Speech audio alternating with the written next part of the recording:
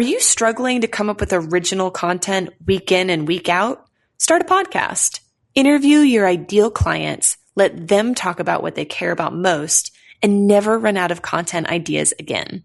Learn more at sweetfishmedia.com.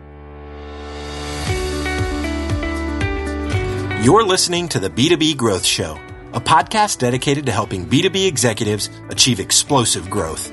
Whether you're looking for techniques and strategies or tools and resources, you've come to the right place. I'm James Carberry. And I'm Jonathan Green. Let's get into the show.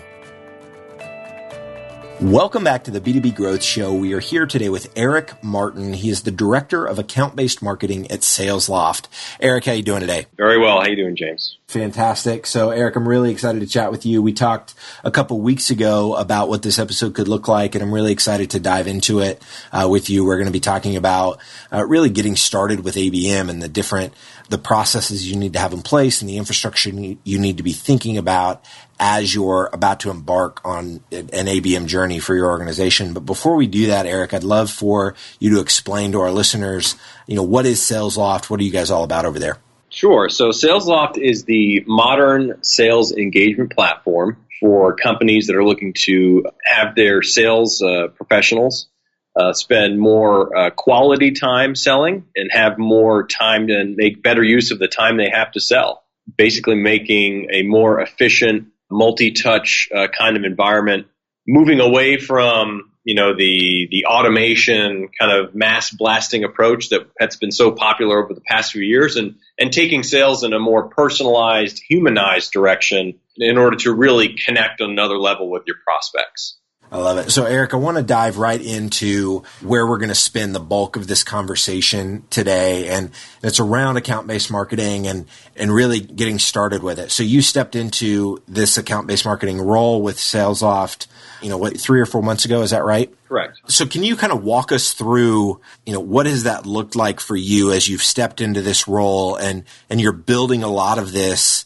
This isn't a program that you inherited. If I'm understanding that right, you and your team have created a lot of this infrastructure. Can you walk us through what that has looked like for you up to this point? Sure. And yeah, we're definitely creating the practice from the ground up. I think the whole reason that we are doing this is because we want to, we want to kind of eat our own dog food and really connect and engage with prospects in a more personalized fashion, and find out, how we can really, uncover their true pain and solve that pain with SalesLoft.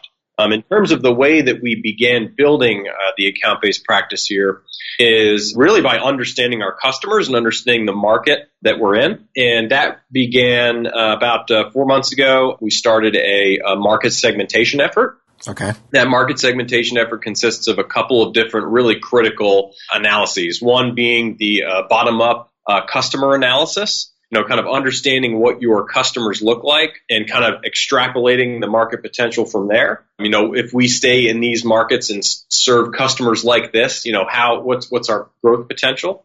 And also doing a top-down, total addressable market to understand, if we take a look at the market from a broader perspective outside the lens of our customers, what's the biggest possibility for us market-wise, and how can we carve out a segment of that market and really deliver solutions in that particular segment of the market. And going through that market segmentation process, Eric, was that something that you had? Was your CEO involved in that conversation? Like, was it your CMO? Was it just your team? What did that process look like? Practically speaking, like, how did you guys land on getting the end result that you ultimately landed on? Who all was involved in that? So there's a lot of people involved. I would say primarily people in the revenue function, people from VP of sales, sales managers, the CEO definitely, and marketing. Marketing leading the effort definitely in the market segmentation process.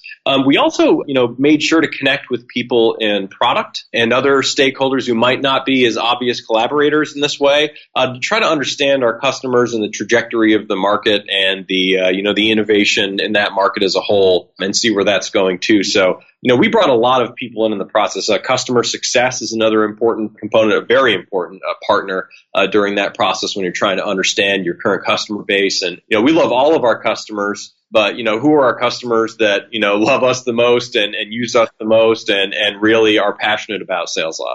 Got it. And so, what would you say? Is that a 30-day process that you went through to really clearly define and really go through that market segmentation process fully? Yeah, definitely. I'd say around 30 days. I think that's, it's definitely not an overnight process. The component that takes the most time is really digging into your data and understanding the quality of your data. One thing that we found was, when I started to dive into customer data, I began to build a very long list of questions. What is this field? In Salesforce, what does this do?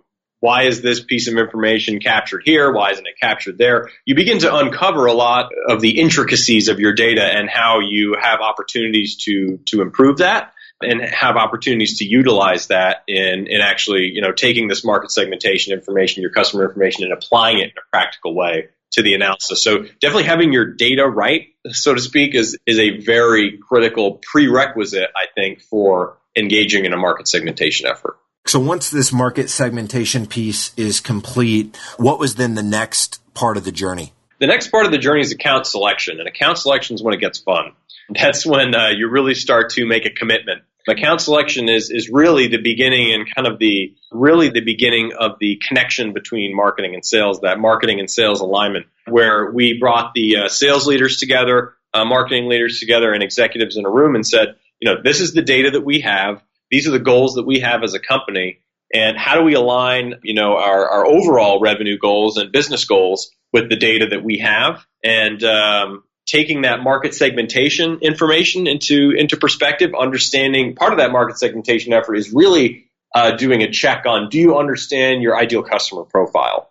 So that's a really important piece. Taking all that market segmentation effort, all the perspectives and intuition from the various leaders of revenue functions and executives, and placing them into the context saying, these are the accounts that are going to move us forward in our growth strategy. It's definitely, I would say, more challenging than a market segmentation effort because it involves a level of ownership and commitment. And it's kind of an unusual thing for sales and marketing leaders to get together in a room and just say, okay, we can't leave this room until we agree on exactly who we're going after. This is a completely different approach from inbound marketing where you're pulling leads in from a website. You have your definition of an MQL. Sales has their definition of a marketing qualified lead. Sales has their definition of a sales qualified lead. And you're always trying to link those and kind of hammer them through and to the other side. So really that's the account selection is taking that segment that you want to grow and, kind of really committing to grow that segment together. When you say, we want to come out of this room with the accounts that we're going to go after, there's different tiers, and you and I talked about this, offline where we were talking about there are different tiers of accounts. And so, people name them differently, but, call them, tier 1, tier 2, tier 3 being a more broader range of companies. Tier 2, it starts to, get honed down a little bit deeper. And then your tier 1 accounts are really kind of these much larger accounts that would really help you move the needle. When you were in that, meeting and you've got all these different stakeholders talking about account selection, were you guys really trying to hone in on who are these tier 1 accounts? And then once we have the tier 1 established, that's really going to help us inform what tier 2 and tier 3 look like, or what did that look like? Yeah, I mean, I don't know if there's a specific order of operations, for instance, between tiers, but really it's examining the criteria and the hierarchy of criteria that you use to qualify someone for a specific tier. Okay. The whole goal of tiers is to kind of say there's two levers. There's personalization and then there's resources. The higher tier up you go, for instance, tier 1 is going to have a higher level of personalization dedicated to it. So you're looking at account-specific campaigns and a higher level of resources. Tier 2 is step down from that, and then tier 3 is really focused on they're in line with your ICP and your general value prop, and you're trying to make some progress there with those accounts. So that idea of personalization and resources, and the amount of personalization and the amount of resources that are going into each account really is indicative of the tier that they are. And so if it's, a larger account that is going to take an immense amount of personalization and resources to pull off the campaign that you're wanting to pull off.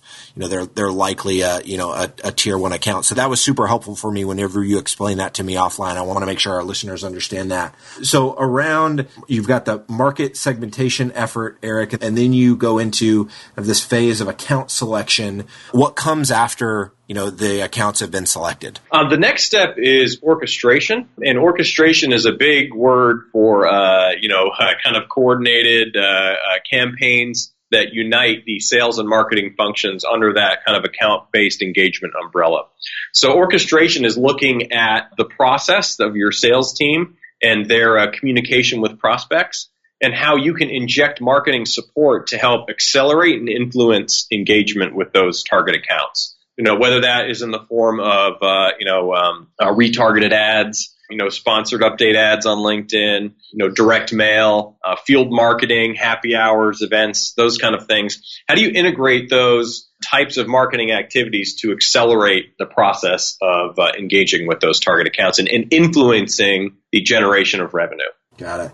And I think you alluded to this earlier, but it's really having a very good understanding of, what does that sales process look like? What are the things that sales is doing at each step of the process? And then when you can look holistically at each one of those steps, then you can start to go granular and look at each step and say, okay, what can marketing do to come alongside specifically in this step and help? Am I understanding that right? Yes, exactly. And those tiers kind of help you inform the level of personalization that you're going to need for that process. Got it. Okay, so we've got market segmentation, we've got account selection, then we've got orchestration. Is the next step, or is execution really kind of roped into orchestration, or is there another step in between there? No, execution definitely is a part of orchestration. Orchestrations, I'd like to say, it's kind of the nexus of strategy and tactics. Got it. So it's taking those strategies, the strategy is mainly the taking the tenets of account-based engagement and applying those to those target accounts. The tactics are what's going to help you accomplish that engagement and that influence.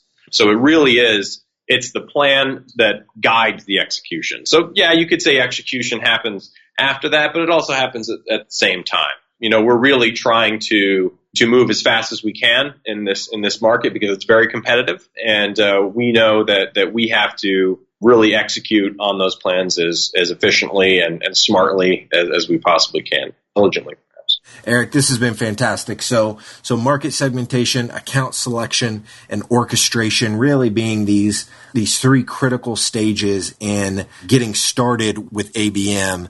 The conversations that you and I are both having with customers and different people in the space, the more we're realizing that there are so many companies that are wanting to implement an ABM strategy. They just haven't started yet. And so I think this is going to give them a tremendous amount of value and a tactical roadmap for getting started with this.